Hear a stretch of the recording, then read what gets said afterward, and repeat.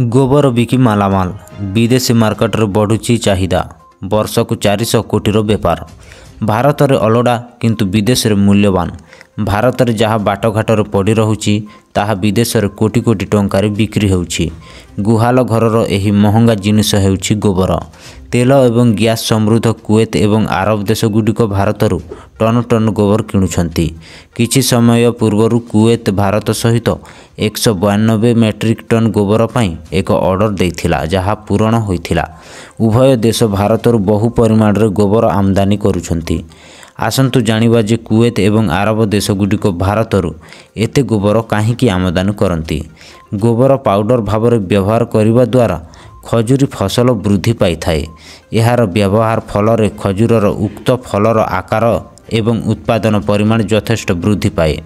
जेबेठारु गोबर महत्व एही देश जानिलेनी सेबेठारु सेठारे गोबर चाहिदा वृद्धि पाउछि एवं भारतर उभय देश गुडिक गोबर रप्तानी करा जाउछि। पूर्व समय गोबर घसी तैयारी करी इंधन भाव में व्यवहार करा जाउथिला। वर्तमान मध्य गाँ गहली रे यार व्यवहार करा जाए। चीन एवं यूके भली अनेक देश रे गोबर को व्यवहार कर विद्युत एवं बायोगैस उत्पादन करा जाए। गोबर को सार भाव में व्यवहार करा जाए। Bureau report one in Odia.